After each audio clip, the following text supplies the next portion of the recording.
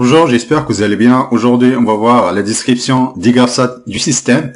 Avant de passer à la partie GraphSat, on va voir une petite optimisation électromécanique. Ici, on a remplacé l'ensemble des actionneurs avec deux actionneurs.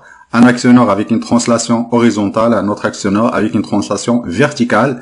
Du coup, la partie commence à beaucoup plus simple. On va remplacer l'ensemble des actionneurs avec deux actionneurs. On peut imaginer également une commande avec un seul actionneur en utilisant un système mécanique qui fait la conversion d'une translation horizontale en une translation verticale. Du coup, on peut commander le système avec un seul actionneur. Voilà, on va passer maintenant au GraphSat du système. Le système, il est constitué de deux GraphSat. Il y a un GraphSat qui permet la gestion de la surintensité, autrement dit le blocage de la porte. Ensuite, on a le GraphSat du système complet. Voilà, donc ça, c'est le GraphSat de la gestion de l'intensité. C'est beaucoup plus simple. Il est constitué de trois étapes. L'objectif, c'est de générer le signal de défaut. Donc ça, c'est une sortie.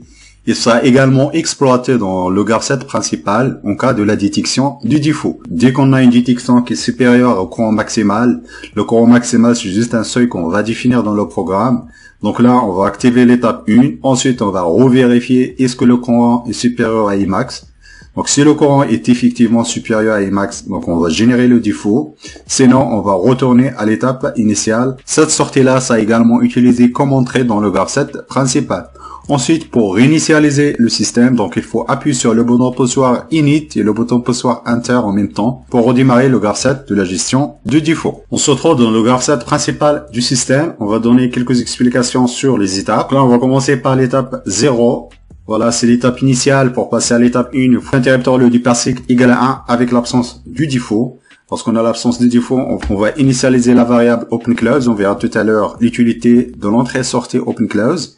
On va le mettre à 0. Ensuite, en fonction de l'état des fins de course haute et basse, le HE et le L, on va engager soit l'ouverture de la porte, soit la fermeture de la porte. Si le HE est égal à 1, autrement dit, on a la porte qui est complètement ouverte, du coup on va engager la procédure de fermeture. Dès qu'on a une détection de HL égale à 1, donc on va stocker la variable, on va mettre 1 dans la variable OpenClose. Si le HL égale à 0, 0, autrement dit, la porte elle est complètement ouverte, du coup on va fermer la porte. Du coup, on va mettre OpenClose égale à 2. Si le HL égale à 0,1 ou bien le 1,0, du coup, donc la porte se trouve au milieu. Donc c'est un état qui est indéterminé. Du coup, on va engager la fermeture de la porte. Donc on va fermer la porte jusqu'à obtenir une fermeture complète de la porte. On va considérer dans un premier temps le HL égale à 1,1. Du coup, c'est une porte qui est ouverte. Du coup, on va fermer la porte. Dans l'étape 4, on va faire la lecture du code en fonction de la valeur du retour du C. Si le C égale à moins 1, autrement dit, on a un timeout. Du coup, on fait rien. On va retourner à l'étape initiale. On va positionner le OpenClose égale à 0. Ensuite, on va retrouver le HL égale à 1,1. Donc, on va le remettre à 1. Ensuite, on va se retrouver ici. Donc, c'est une boucle infinie ici à peu près, jusqu'à l'obtenir une valeur de C égale à 1, c'est-à-dire on a une saisie du code. Si on a une saisie du code en fonction de l'état de C, si C égale à 1 ici, si le code est différent du code secret, on va clignoter l'alarme. Ensuite, on va incrémenter le compteur de tentative. Si le C égale à 1, le code est égal au code secret. Ensuite, le OpenClose égale à 1. Voilà. Donc, le OpenClose égale à 1 ici. Dans ce cas-là, on va engager la fermeture de la porte jusqu'à l'obtention de HL égale à 0,0. Autrement dit, on a une fermeture complète de la porte ou bien la présence du défaut. Donc, si on a la présence de défaut, on va passer directement à l'étape initiale. Dans le cas échéant ici, voilà, c'est le code est différent du code secret. Donc là, on va incrémenter le compteur. On va comparer le nombre de tentatives par rapport aux tentatives max. Si on est encore inférieur au tentative max, là, on va repasser à l'étape initiale ici. Donc, on va se retrouver, on va ressaisir le code et encore comparer. Dès qu'on obtient un compteur qui est supérieur à la valeur maximale 10 tentatives, du coup là, on va allumer l'alarme. Ensuite, on va faire la saisie du code administrateur ici. Donc, on va faire à peu près la même chose comme tout à l'heure. On va ressaisir le code ici. Voilà, ici, donc l'étape 9 et 8. Du coup, on va se retrouver en boucle infinie ici, entre le 8 et le 9. Jusqu'à l'obtention d'un code administrateur.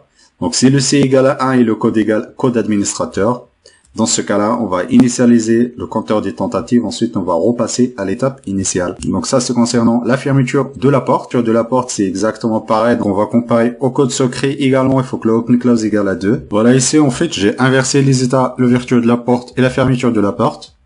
Donc là, tout à l'heure, ici, cette fermeture, normalement, c'est ouverture de la porte ici. Lorsque le close égale à 1, autrement dit, on a le HL égale à 1, autrement dit, la porte, elle est complètement fermée. Du coup, on va faire ouverture de la porte. Voilà. Donc, c'est ça. Ici, l'ouverture de la porte. Ensuite, si le close égale à 2. Donc, la même chose ici, si le close égale à 2. Ici, on a le 0,0. Le 0,0, c'est la porte qui est complètement ouverte. Du coup, on va fermer la porte.